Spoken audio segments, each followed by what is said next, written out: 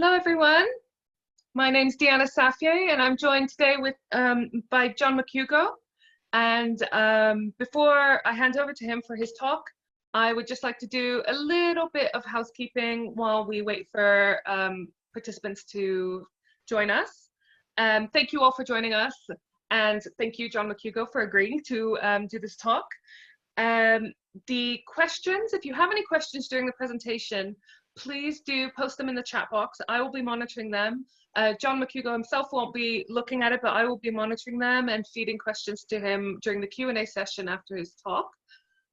We probably won't get a chance to go through all of the questions that we get asked, but we will endeavor to answer any questions that we haven't had time for after the fact. So keep an eye out on your emails. We will be sharing the recording, the transcript, and any answers to any questions we didn't have time for on our email. It'll be put on our website, so keep an eye out for that. I will also use this opportunity to tell you that we've got a couple of other exciting events coming up. I'll post links to all of this in the chat box as well, but we've got Sarah Helm, who will be talking on toppling Balfour. This is a event that we have just confirmed, so I will be sharing much more information on the mailing list once we have that. That will be on the 23rd of July, and some of you will note that was the date that Tim Llewellyn was to speak on the media.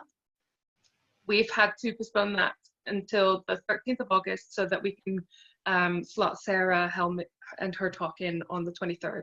I will post links to both of those events in the chat box in a minute, so you can register in advance if you like. And all future events will be shared on our mailing list, and I will post a link on how to join our mailing list as well. If you find this talk interesting, we obviously very much appreciate any kind of donation. I'll share that link as well. So now that I have done all that bit of housekeeping and we've got quite a few people joining us, I will introduce John. So John is a trustee of the Balfour Project, and he's a board member of CAABU, which, as many of you know, is the Council of Arab-British Understanding. He's got an academic background in both international law and Islamic studies, and he's the author of 3 books on the history of the Middle East. In reverse order of publication, these are A Concise History of Sunnis and Shi'is, Syria, A Recent History, and A Concise History of Arabs. His talk today is an expansion on what he says about the Palestinian Mandate in A Concise History of Arabs. John's publisher is Saki Books in Westbourne Grove. Some of you might be familiar with this shop. Their shop is reopening tomorrow after lockdown, and it'll be open every day except for Sunday from 12 until 6. But their online shop is also open, and they very kindly have said that if you want to order any of John's books before the 31st of July, then if you use the code McHugo25 when you check out, you will have a 25% discount. So that's for all attendees of this webinar. And again, I'll post links in the chat box. So John, I am going to hand over to you now.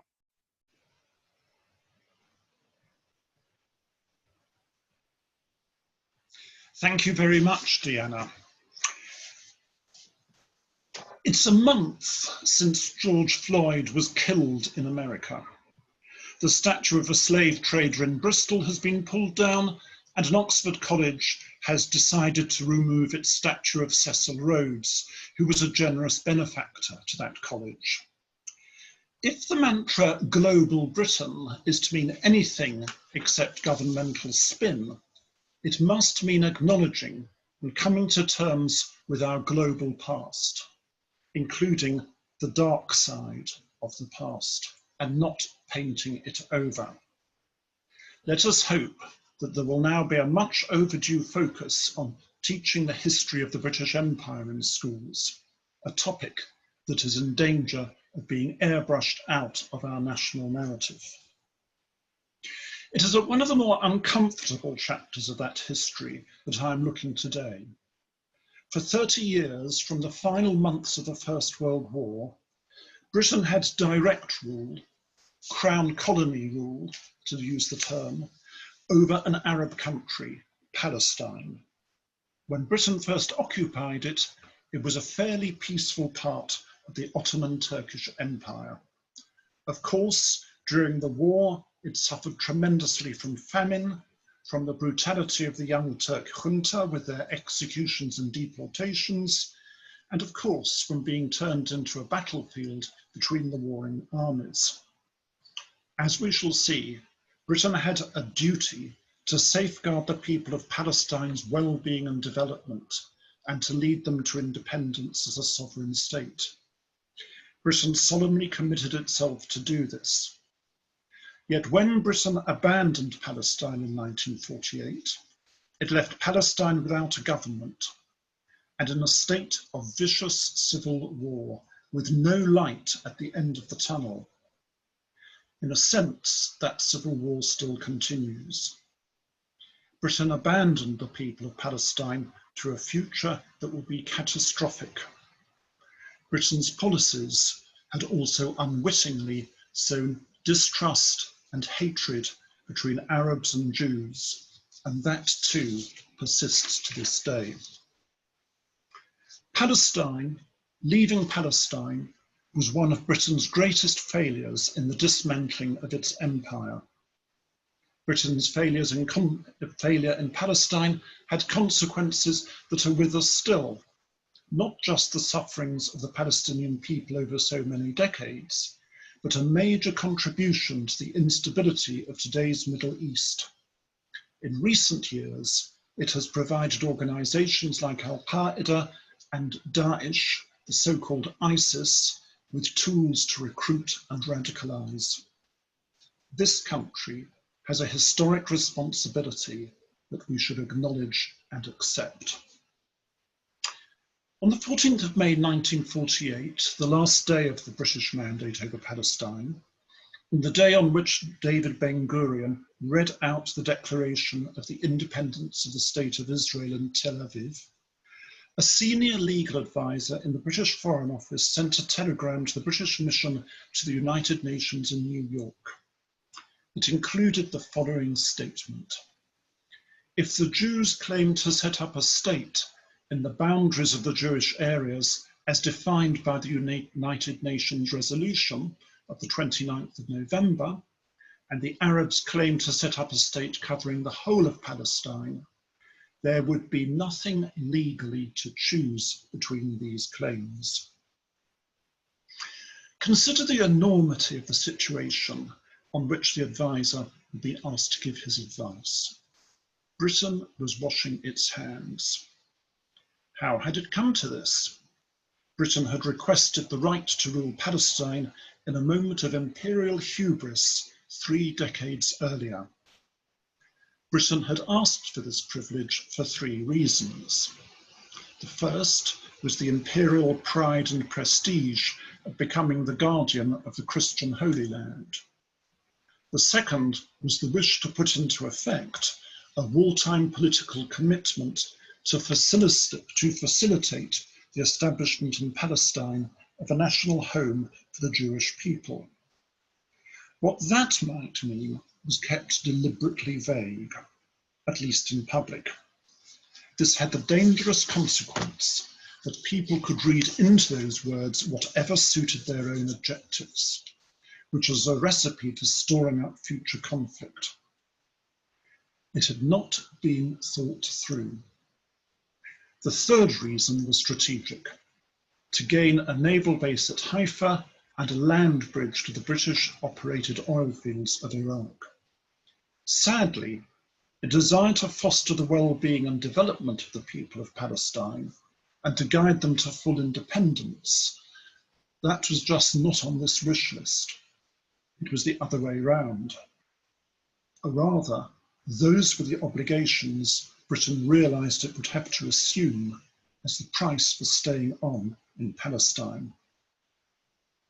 But as we have seen, in 1948, Britain was abandoning its obligations to the people of Palestine. Most crucially, it was abandoning its obligation to ensure their security. Within hours of the legal advisor's telegram, the Union flag would be lowered for the last time, and no one could say what flag would replace it. The probability was that the ongoing violence would intensify, sucking in outside forces, and when the guns fell silent, different flags would replace it in different parts of Palestine.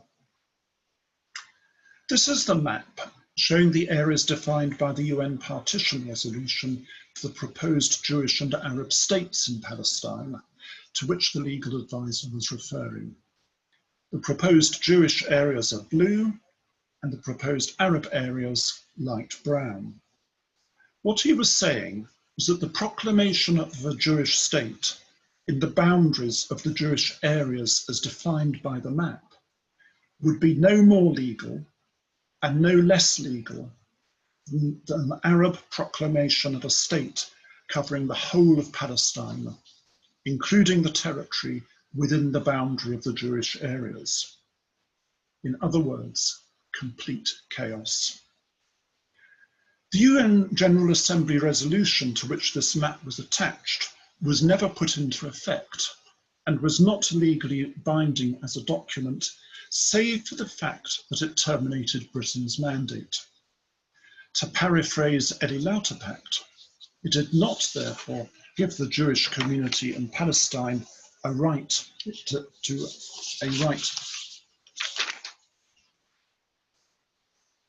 It did not, therefore, give the Jewish community in Palestine a title deed to establish the State of Israel, nor, for that matter, did it give the majority Palestinian Arab community the title deed to a state.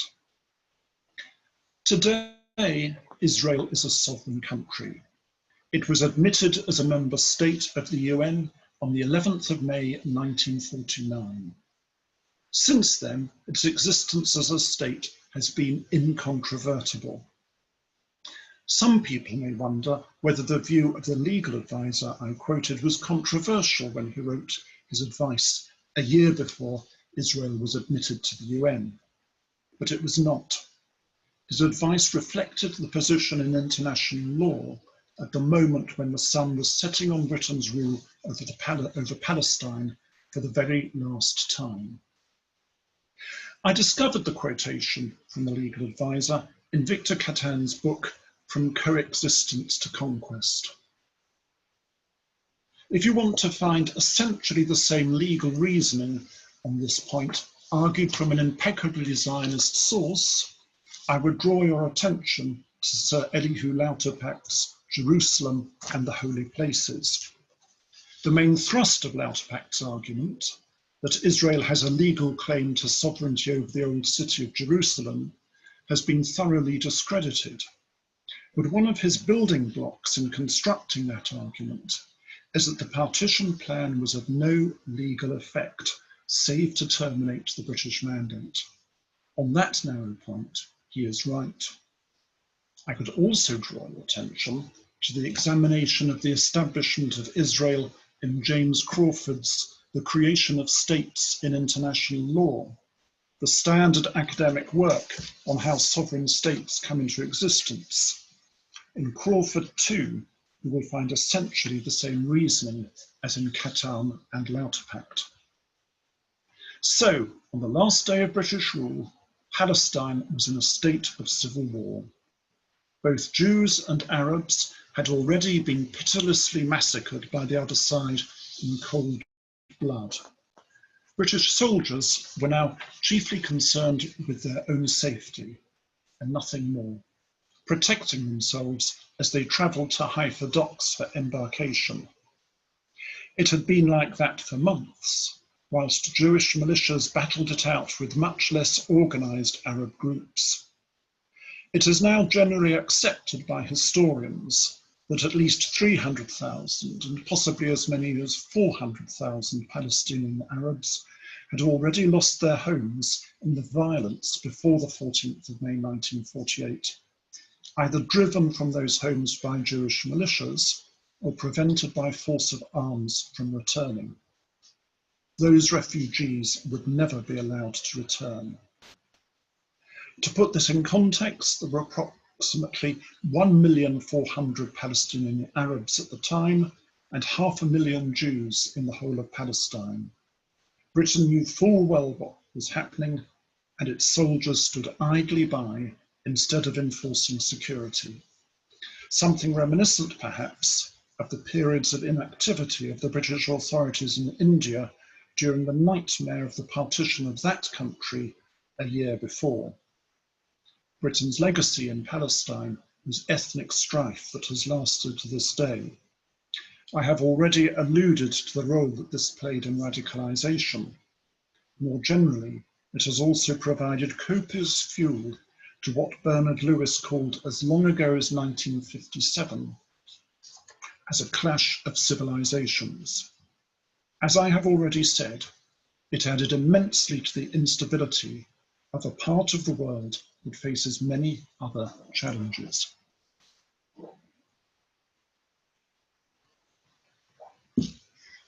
So how did Britain's rule of Palestine come to this shameful end?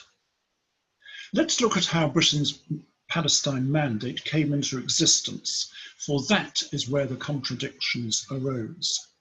At the end of the First World War, Britain and France hoped to acquire colonial territories from Germany and Turkey, defeated powers, as compensation for the losses they had sustained in the fighting.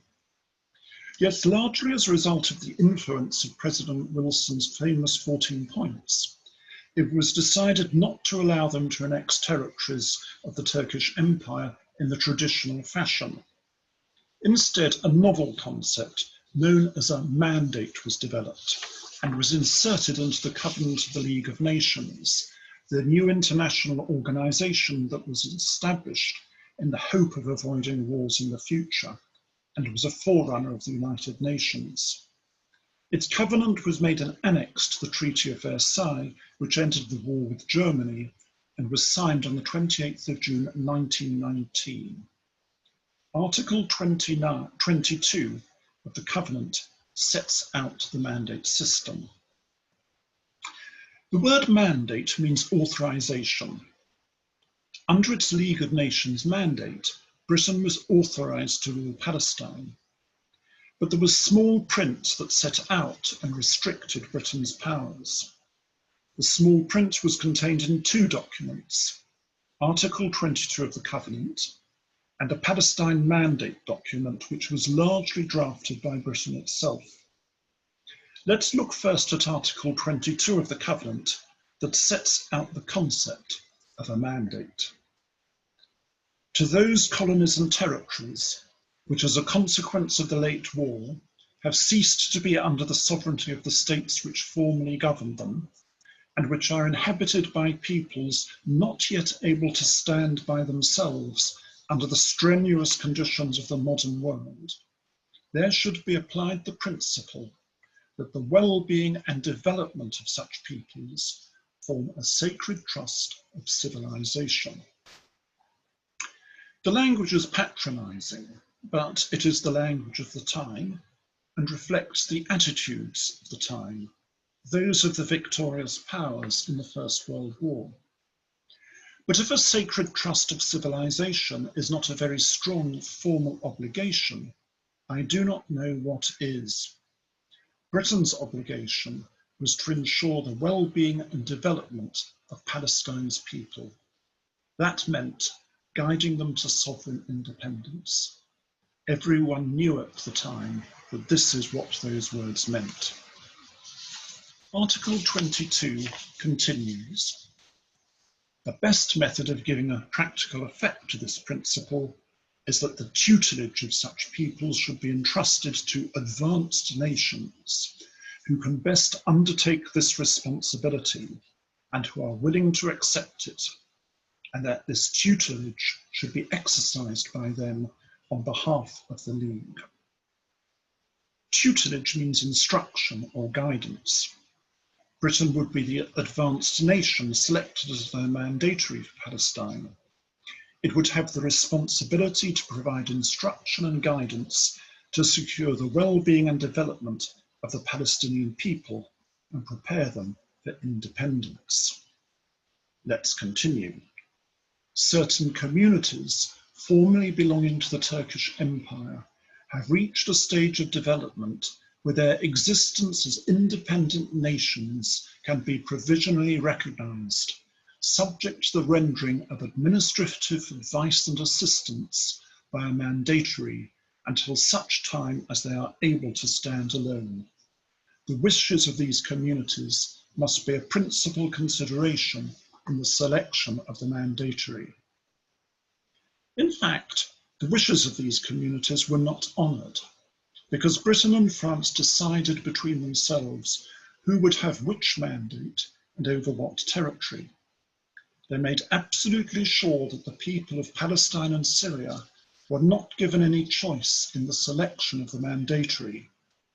But it is interesting to note that their existence as independent nations was intended to be provisionally recognised. Let's look at one other final paragraph of Article 22.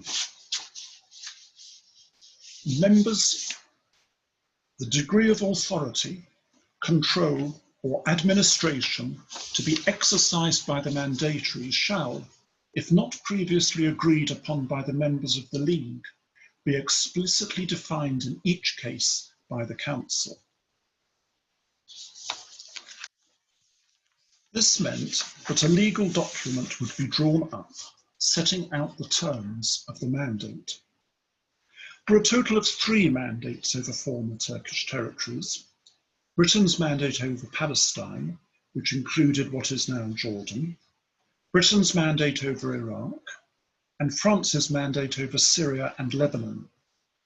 Here is a map showing the 3 mandates.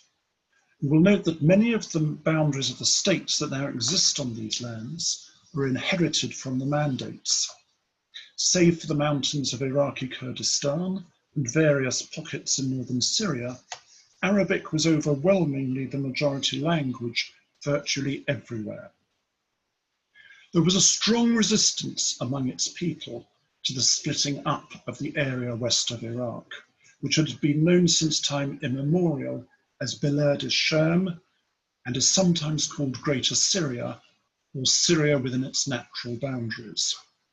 And that area was split between Britain and France. There was abundant evidence that this was not the wish of the people. Not just the report of the King-Crane Commission in 1919, which looked into the question and was suppressed by the British and French governments, but also the observation of the British Commander-in-Chief in the region, General Allenby. It is even mentioned in the semi-official British history of the peace conferences at the end of the First World War. By splitting Syria and Palestine to satisfy the wishes of Britain and France, the 2 powers were breaking the provision in Article 22 that the wishes of the people should be a principal consideration in the selection of the mandatory. How else could France have the mandate over Syria and Britain that over Palestine? I am not making, and I must stress this, I'm not making any political statement here about how Syria and Palestine should have developed subsequently. The point is that should have been left for them to decide. Yet by imposing their mandates, Britain and France frustrated the development of an Arab constitutional monarchy under the Emir Faisal with a democratic legislature which would have covered both countries. It was envisaged as a decentralised federal state. We can never know whether it would have remained as a unitary state or whether its 2 major units, Syria and Palestine, would have grown into separate states with separate capitals in Damascus and Jerusalem. There was a growing consciousness of a specifically Palestinian identity at that time, and today Palestine and Syria each have strong and different national identities. But we should never forget that this embryonic constitutional monarchy, which Britain colluded with France in strangling at birth, was probably the best chance the peoples of the area ever had to develop their own functioning democracy. This imperial division of peoples who had wanted to stay united was tolerated by the League of Nations, despite the fact that it was inconsistent with Article 22. Even worse, the League gave Britain and France complete discretion to decide the boundaries between Syria and Palestine, subject only to the rubber stamp of League ratification. That was not consistent with Article 22 either. The frontiers of the mandates bear no resemblance to the previously existing Turkish administrative boundaries. These were for the most part solely administrative boundaries, not political ones, so you may feel this does not matter.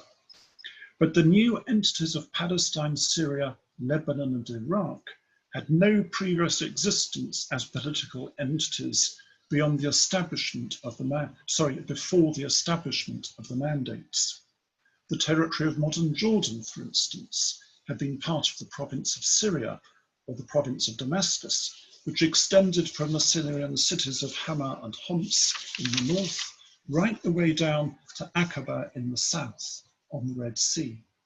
But it did not include the region around Aleppo, that is part of the modern state of Syria, or anywhere on the Mediterranean coast. Jordan was split off from that province and added to Palestine. Palestine itself had previously been divided between the province of Beirut, which extended far to the north into what is now Syria, and the separate district of Jerusalem. My point is that neither the administrative boundaries of the Turkish Empire nor the mandate boundaries were chosen by the peoples referred to in Article 22. But those peoples existed, and the mandate boundaries ought to have reflected their existence and been chosen by them. They did not and were not. Instead, the boundaries were straitjackets, as were the mandates themselves, imposed on the peoples for the convenience of Britain and France. Like many colonial boundaries drawn by European powers in Africa 30 or 40 years before, often with disastrous consequences.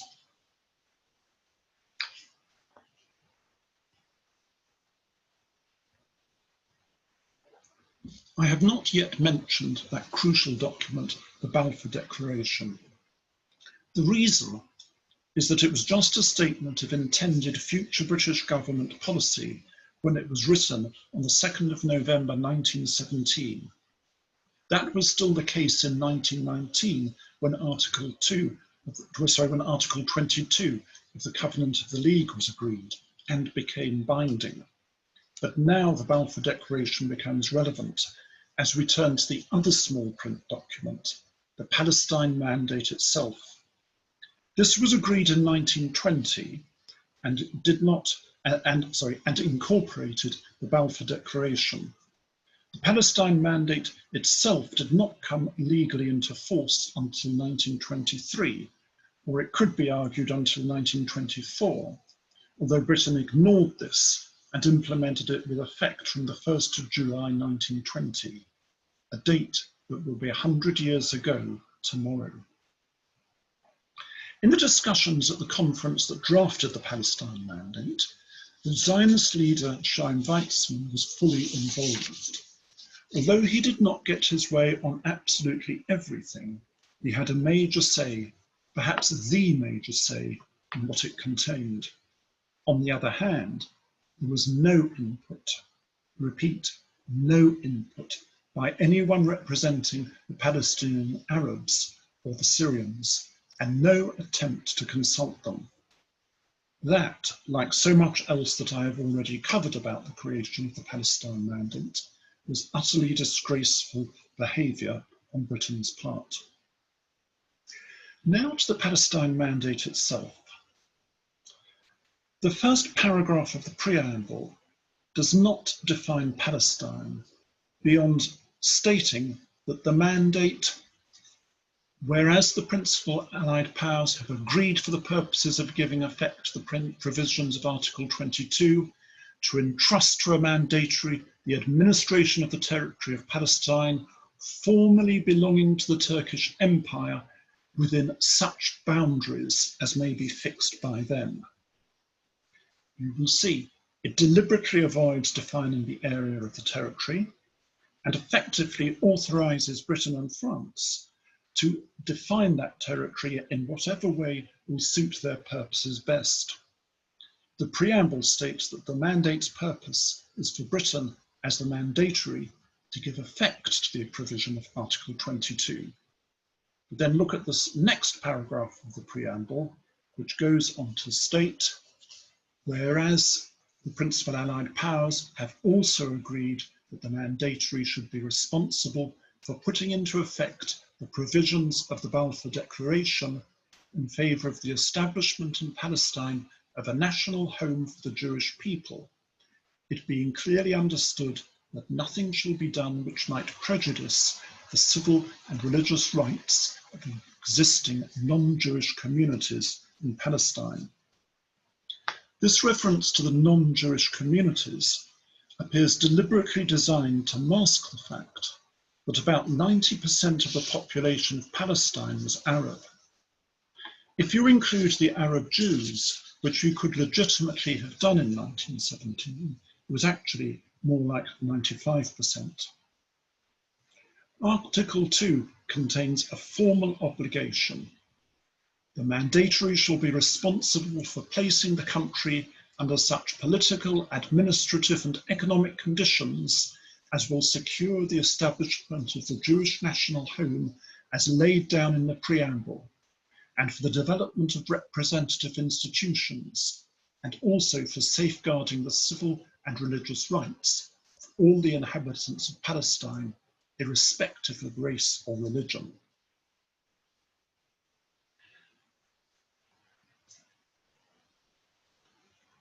No national parliament, no directly elected legislative council, no self-governing institution was ever established by the British in Palestine, although such institutions were established in Iraq, Jordan, Syria and Lebanon, all the other Middle Eastern territories placed under a mandate. There is very little else in the Palestine Mandate when you read the document as a whole, aimed at fulfilling Britain's obligations to secure the well-being and development of the Palestinian Arabs and to lead them to independence. On the other hand, there is a great deal that is specifically aimed at facilitating the establishment of the Jewish national home. This included the recognition of a Jewish agency as a public body entrusted with carrying this out and representing the Jewish community in Palestine, whether they wanted this or not. The Palestine Mandate was thus an ambiguous document that was bound to lead to conflict. When Chaim Weizmann showed it to the Vatican Secretary of State, Cardinal Gaspari, in April 1922, in the hope of enlisting his support, the response he received was that the document appeared incompatible with Article 22 of the Covenant of the League, which of course it was designed to implement. It was subsequently, at least in theory that is, it was subsequently described by a British Royal Commission as an elaborate yet not very lucid legal document. It does not state whether the intention is that the national home for the Jewish people will eventually become a sovereign state, or that Jewish immigration, which is to be encouraged, including the settlement of including the close settlement of Jews on the land, doesn't discuss whether that is intended to lead to a Jewish majority between the Jordan and the Mediterranean. Reading it, it is easy to see why Britain is so often accused of making contradictory promises to Jews and Arabs. Israel emerged as a sovereign state at the end of the mandate, but Britain failed utterly in its obligation to prepare the Arabs of Palestine for independence. It is also easy to understand why the Palestinian Arabs resented the Balfour Declaration so deeply, and why Arthur Balfour is today a hate figure in Arab countries. Like the Vatican Secretary of State, Palestinian Arabs have pointed out, quite justifiably and on many occasions, that the declaration appeared incompatible with Article 22, as well, incidentally, with the promises Britain had made during the First World War in the Hussein McMahon letters. They demanded time and again that Britain should abandon it. One of the saddest legacies of Britain's rule in Palestine was how these 3 decades sowed mistrust and hatred between Arabs and Jews. It is sometimes asserted that Britain did fulfill its obligation to the Palestinian people by creating Jordan as a Palestinian homeland. This is just not so. There are essentially 2 arguments brought forward to that effect, and it is important to show why they are both fallacious. Article 25 of the Palestine Mandate, if we turn back to that, allowed Britain to withhold the provisions of the mandate concerning the establishment of the Jewish national home from the territories between the Jordan and the eastern boundary of the Mandate of Palestine as ultimately determined. Ultimately determined, of course, meant ultimately determined by Britain and France, as they might decide in accordance with their own interests, not the interests of the people who lived there necessarily. The area east of the Jordan is now the sovereign state of Jordan, which, like Israel, is a member state of the UN. I mention this because you sometimes find it asserted that Jordan was part of Palestine, but Article 25 removed it from the area for Jewish settlement, as though this provides some kind of moral justification for Israel expanding into the West Bank, or even up to the Jordan, as compensation for the fact that the Zionist movement had lost its claim to settle Jordan. Chaim Weizmann, for instance, frequently made this kind of argument. But it is absolutely wrong. The Balfour Declaration was no more than a statement of proposed British government policy until the Palestine Mandate became legally operational, which probably only happened in August 1923, even though Britain applied its provisions from the 1st of July 1920, which, as I mentioned, is 100 years ago tomorrow. The lands east of the Jordan were never ever covered by the provisions concerning the Jewish national home. It is not as though they were removed from an agreed plan for the establishment of the national home. To suggest the contrary is just plain wrong. Britain's separation of those lands from Palestine, Britain's separation of those lands from Palestine between the Jordan and the Mediterranean was thus not some equitable partitions of the lands of the Palestinian people that satisfied Britain's obligation towards them under Article 22 of the Covenant of the League. There is another canard to be mentioned at this point. This is the Faisal-Weizmann Agreement of the 3rd of January 1919. A rather similar argument is sometimes built on this stillborn agreement. According to this argument, so it runs, the Emir Faisal, acting on behalf of the Arab Kingdom of Hijaz, agreed with Weizmann, the president of the Zionist organization, that the Balfour Declaration would be implemented in Palestine. Now, there are a number of problems with the agreement, but the crucial point for today's purposes is that the agreement was between the Zionist organization represented by Weizmann and between the Kingdom of Hijaz represented by Faisal. The Kingdom of Hijaz had no status to make any agreement affecting the people of Palestine, nor had the Zionist organization. The agreement could not, therefore, take away any rights from the Palestinian people and was not an international treaty. It was a nullity. It follows that nothing in it can detract from the sacred trust of civilization for the well-being and development of the Palestinian people that was incumbent on Britain by virtue of Article 22. To conclude, Britain's hubris led this country to demand the right to rule Palestine. It took on obligations to the Palestinians. It then failed to fulfill those obligations to a truly catastrophic extent, which is to Britain's shame. The consequences are with us still. Look around you. Think, to take just one example, of the misery endured today by the people of Gaza, and how that can be traced directly back to Britain's failure in 1948. Britain has to acknowledge its historic responsibility. The way to achieve that is by taking measures to ensure that the rights of the Palestinian people in international law are enforced alongside those of Israel. Measures are needed, not just words. Otherwise, there is no way for Britain to regain at least some shred of its tarnished honour. Thank you all very much for listening to me.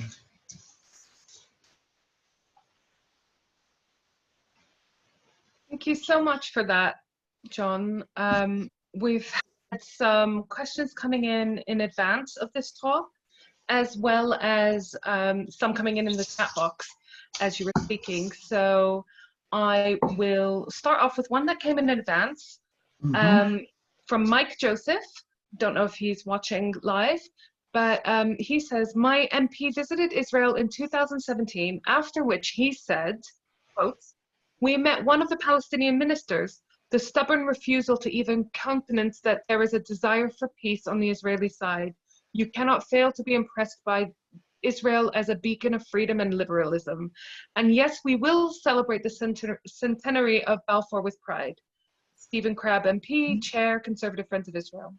As his constituent, what should I ask him to encourage a rethink?" I would say educate yourself. That's the way to encourage a rethink. I mean, the history is actually quite clear.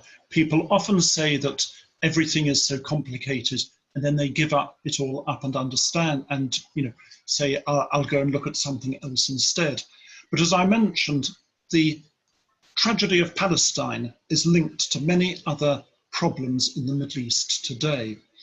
What I think I would say to him is, he mentions, or he suggests, there is a failure on the Palestinian side to acknowledge a desire for peace on the Israeli side. And I think two things there. The first is that there are many, many Israelis who really, truly desire peace and knows what that entails. But I think there are many other Israelis who get seduced by the kinds of arguments like the one I mentioned about how Jordan is really Palestine and that is the Palestinian state, or didn't the Emir Faisal hand Palestine to Chaim Weizmann in the Faisal-Weizmann agreement? And they believe this kind of thing gives justification for Israel not looking into its own past. Now, both sides have to look into their own pasts, but the suffering of the Palestinian people is palpable. And one thing I could suggest you could do, as he is your MP, is suggest that he contacts a man called Martin Linton and a lady called Sarah Apps, who run a very good travel service for visiting Palestine and seeing what the Palestinians actually have to live through. Because it is very easy to go and just see one side of the story. You should see both.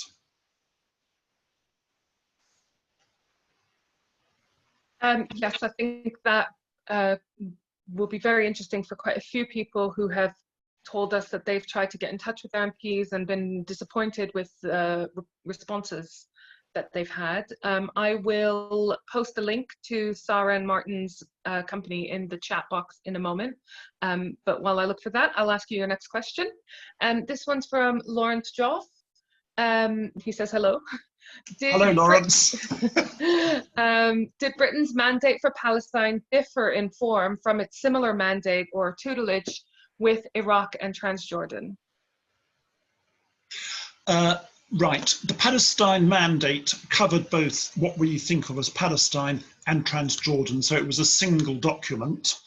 It took the form of well, it has the status of an international treaty, but it was a document, of course, that emanated from the League of Nations.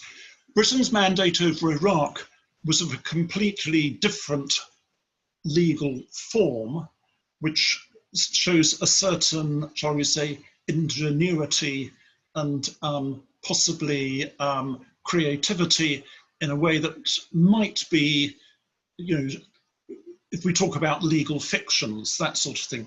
Because what happened with Iraq was that the mandate took the form of a treaty between His Britannic Majesty and His Majesty the King of Iraq. So Britain, in double quick time after World War I, and going down a number of false paths, like thinking they would originally rule Iraq as though it was part of British India, came to the conclusion that Faisal, who I've mentioned in my talk and was driven from Syria by the French, would make an excellent king of Iraq. And actually, Faisal's reputation is highly controversial, but I'm something of a fan of his. He didn't get everything right, but I think he was one of those very many moderate Arab politicians over the last 100 years who have tried to do the right thing and were very badly let down by Western powers. But anyway, the British installed him as king in Iraq. In order to do so, they had to grant Iraq a constitution. It was a much less developed country than Palestine by the standards of the day, incidentally, but Palestine never had its own constitution, but Iraq was given a constitution, and then Britain was given the rights of, shall we say, tutelage and so on under this special treaty relationship. Now, many parts of what we think of as the British Empire were ruled indirectly by Britain and what were known as special treaties. The native states of India, so-called, one very good example. The Emirates of the Persian Gulf, actually, are another example. And under these treaties, the ruler would retain his sovereignty, but he would delegate various aspects of that sovereignty, crucially foreign affairs, to Britain. All the colonial powers did this sort of thing. They were all at it. And the format of the Iraqi mandate is rather different because of this different format. But it's quite interesting if you compare the mandates of Iraq, Syria and Lebanon in a single mandate, and Palestine, you will find there are various things in common. The clauses about the protection of minorities, the clauses about antiquities are identical in all three of them. You know, it was all cutting and pasting the same wording and then thinking about what was particular to that individual country. I'm going to batch two questions now because they kind of follow on from each other. It's about King Crane and Woodrow Wilson. So Nigel Mohammed, he says Woodrow Wilson sent two men named King and Crane to Palestine on a kind of recce mission. On their return, they strongly urged against an exclusive Jewish state. This is known as the King Crane Commission. Why was this ignored? Sorry, could you repeat what they said on their return? On their return, they strongly urged against an exclusive Jewish state. That's correct. It's known as the King Crane Commission. Yeah. Why? So the question is, why was this ignored? And then following on, we've got a question from Andrew Whitley, who says, why did Woodrow Wilson propose and enact the King Crane Commission? What were his motivations, and why did he not pursue the Commission's recommendation with the British government? Right, to answer Andrew Whitley's question first, I don't know. I don't know quite what inspired President Woodrow Wilson's thinking on this point, but of course, Woodrow Wilson had come up with the idea of the self-determination of peoples, and the King Crane Commission was dispatched by the US government to establish the wishes of the people in these areas that would go under the mandates of Syria and Palestine, and I'm not sure if it also covered Iraq or not. I can't remember off the top of my head. Why was it? Well, originally the idea was it would be done by the principal Allied powers. These are the Allied powers at the end of World War I. So it would be Britain, France, the United States and Italy. Britain, France and Italy all thought, we don't really want this commission going off and producing a report. It might be embarrassing. So they didn't take part in it. Woodrow Wilson, to his credit, or I don't know if it was his successor government by then, but anyway, the US administration went ahead and did the report unilaterally. It was still meant to report to all the Allied powers, though, and it did so, and everyone buried it. So it was never made public until all the mandates had been sewn up. Then the Americans, of course, who didn't care too much about it, did what very often happens in the course of diplomatic correspondence. It got inadvertently published in the States a couple of years later, and everyone said, oh, that was interesting, but it's not really relevant now because we've all moved on. That's my answer.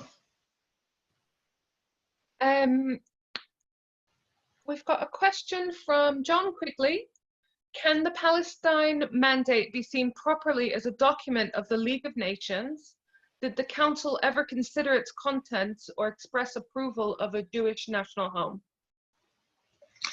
The Council of the League of Nations approved the mandate in July 1922. So that's so it approved what was in that mandate.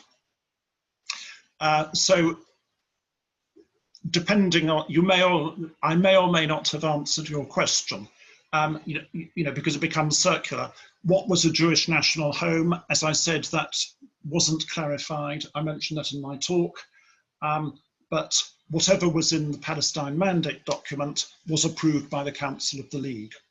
And then regularly the League Council would consider an annual report on the mandate. And we've got a question from Nicolette Baker.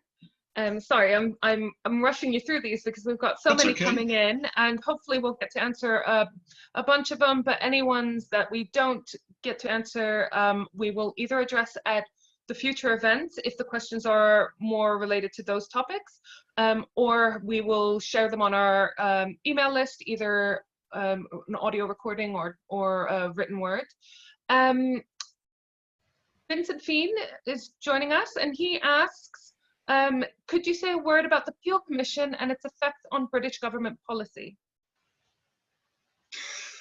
The Peel Commission, now that was in 1937, and it was the first document that called for the partition of Palestine. It's a very, very interesting document. It appears to be very thorough. It goes on for about 423 pages. I actually read it while preparing to give this talk. And it's a very, very good source, actually, if you want to find out about Palestine at the time, including the way in which everything was happening in the country. And one of the things that comes out very clearly from it is how by 1936-37, Jews and Arabs had moved so much apart. Now, I mentioned at the time of the Balfour Declaration, I said the population of Palestine was at least 90% Arab, and you could legitimately include the Arab Jews as Arabs, in which case it becomes 95%, because you can, of course, be both Jewish and Arab at the same time. But by 1937, as the researchers of Menachem Klein show, and I'd really recommend his book, Lives in Common, to anyone who hasn't yet read it, he shows what happened to the Arabic-speaking Jews of Palestine, really between the Balfour Declaration and up to the massacre, the riots in Hebron and Jerusalem in 1929. And those drove a wedge between the Arab people and the Jewish population, forcing the Arab Jews and the European Zionist incomers, the colonists, if you like, or the settlers, are forcing them to, band together. And that is something that, for instance, comes out very clearly in what the Peel Commission says. It also shows the way in which the Arab population was falling behind the Jewish population and was being in many ways excluded by the Jewish immigrants and cut out from many things relevant to the future of the country. Now that is why the Commission ended up recommending partition. That, of course, was, from the point of view of the indigenous Arabic people of Palestine, an absolutely dreadful conclusion for it to have come to. And I think one might point out here that the area it suggested for the proposed Jewish state would contain very, very large numbers of Arabs, some of whom it said would have to be transferred elsewhere. So the recommendations of the Peel Commission, I think, were not just controversial. I'm not sure if they were really good, but they showed the problem that had arisen. And of course, what happened after that was there was a vast explosion of anger across rural Palestine and in the cities. This is what is sometimes often called the Palestine Rebellion or the Arab Revolt or Arab Rebellion of the late 1930s. A very good military history of it has just come out by Matthew Hughes, by the way, which I would recommend and which I also read when preparing for this. And it is quite shocking, actually, to consider some of the, what we would now definitely class as war crimes that were thought of as quite okay by the British authorities, provided the violence used served a purpose. But anyway, that rebellion then showed that the plan to partition was unworkable. And then what happened was, of course, it was replaced by the 1939 White Paper that went against partition and suggested Palestine should become independent 10 years later with, with restrictions on Jewish immigration, and it would effectively have been a predominantly Arab state with a Jewish minority with a recognized status. But that never came along, as I'm sure everyone watching knows. That was rejected by by Hajj Amin al-Husseini, the Mufti of Jerusalem, and many people think he made the wrong call then, as he did on so many other occasions. You said Nicolette Baker had a question. Yes, I did realize that I jumped between questions. So Nicolette Baker, she says, thank you for the fantastic talk. You mentioned the patronizing tone and language of the mandate document and how it was representative of the attitudes at the time. To what extent do you think this perception of certain states as advanced nations has persisted into modern international relations policy? How can we navigate this cautiously when taking measures and acting on our historic responsibility? Well, the only thing I think I can say in response to that is that we have to look at it all with a degree of humility. I mean, the best book on the international law at the time about things called the Palestine Mandate and the special treaty relationships I mentioned to Lawrence Joffe in reply to his question is contained in a book published in 1925 called The Acquisition of Backward Territory in International Law. How politically incorrect can you get, of course? But it happens to be a very good legal textbook if you want to know what the law at the time said. And so we can't get away from these. These were the concepts. To understand the concepts, we have to know what the people at the time thought. The concept of advanced nations, of course, was definitely also very self-serving. I think the person who came up with it was the South African Jan Christian Smuts, who was one of the great advocates of the British Empire at that stage. I don't know the answer to your question, Nicolette. We just have to go with what we've got, think carefully about what language we use now, but also, I think, be honest. It's like the difficulty, do you tear down a statue or do you try for a more nuanced approach? I am generally speaking in favour of a more nuanced approach. But I think it's something we should all be turning our minds to much, much more. I have a question that's kind of a follow-on question from Chris Greenwood. Has the UN ever offered any critique of the mandate's wording or implementation? Not to my knowledge, but I haven't sort of looked at what all the General Assembly resolutions on Palestine have said since the UN was established. The point is, as I said, these were legal texts, so they are there and you have to live with them and do the best you can with them.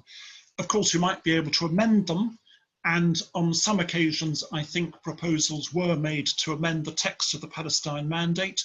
I don't know if they ever got to the stage of going to the League of Nations. This is the League of Nations, of course, before the United Nations, but the point was they never got anywhere because the Mandates Commission in Geneva, I think, always upheld the mandate. And of course, it was a very convenient thing for Britain and also a very convenient thing for France and Syria.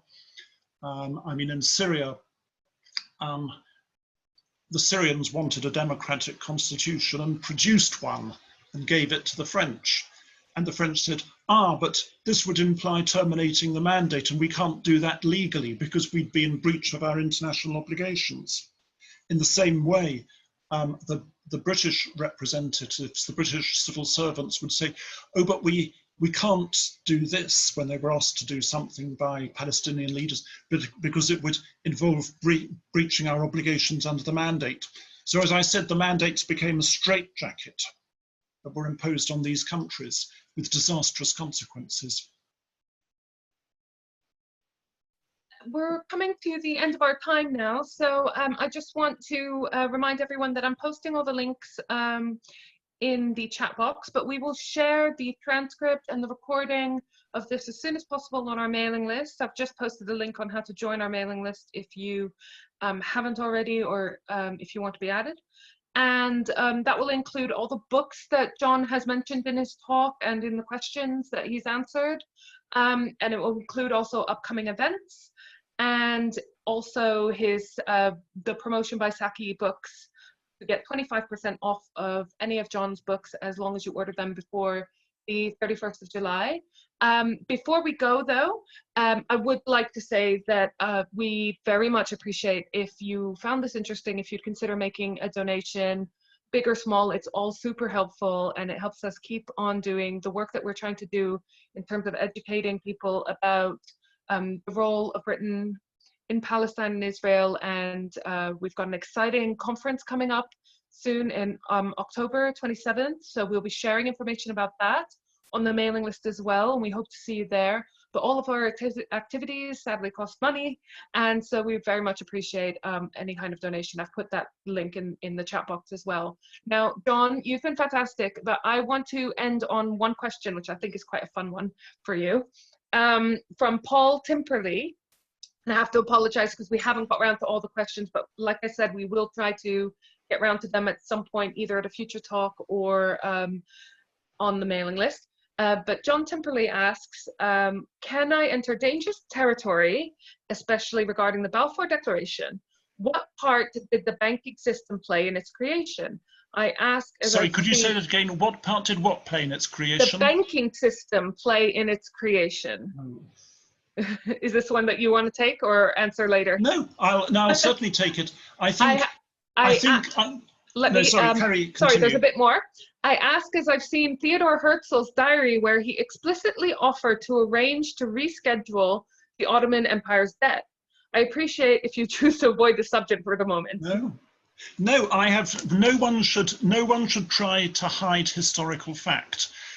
With regard to your last remark, it is absolutely true that Theodore Herzl offered the Sultan of Turkey, Abdul Hamid II, to discharge Turkish debts in exchange for a kind of charter over Palestine, which would allow Jewish colonization. Interestingly, Herzl made this offer without having the money to back it, because Herzl did not get on terribly well with the Jewish bankers he approached, like the Rothschild family and I think Baron de Hirsch in Brussels. And but there was an element of the con man, I'm afraid, to Theodor Herzl. He thought, if I can get the poor old Sultan to agree to this, I can then go and I will be able to persuade other people to agree what I have promised him to give him. And of course, he had absolutely no authority from anyone to make any such promises. And it's a very, very, very, you've touched on a very dark area, actually, which I think we should actually all be discussing a bit more, because things like what Herzl said did lead to, you know, it fits in so easily with anti-Semitic tropes, doesn't it? And there had been a lot less anti-Semitism. I mean, there was a particularly vicious sort of anti-Semitism that had grown up in Western Europe and of course in Tsarist Russia, that was absent in the Middle East. And to some extent, you can find people like French anti-Semites bringing it to the Middle East. And I think Theodor Herzl may unwittingly have done his little bit too. So I've no problems with answering that question. And thank you very much for having the courage to ask it. There is another knock-on thing from that, which is if you look at the motives of the British politicians who drafted the Balfour Declaration or pushed it through, they weren't necessarily very keen on Jews from Russia, this is to say really oppressed Jews, coming to live in Britain. Far better for them to go somewhere else. And of course, in the depths of World War I, in dark days, and Britain was in dark days in 1917, Russia had just been knocked out of the war, if you remember. Well, you know, they were very willing to believe conspiracy theories, and I'm afraid some people in the Zionist movement were very happy to go along with that. That's all I'll say, I think. Well, John, thank you so much. Loads of comments coming in from everyone. Thanking you for a very interesting, informative talk. I've found it fascinating and could ask you loads of questions for hours, but unfortunately we've run out of time. We will be sharing, like I keep on saying, the recording on the mailing list. So if you've missed this, or if you want to watch it again in full or read the transcript, then that will be available to you. And again, apologies that we haven't got round to everyone's questions. There were just so many. John, I would like to thank you on behalf of everyone here for that amazing talk, and we hope to see you all at the next one, and thank you for joining us today. Bye. Thank you.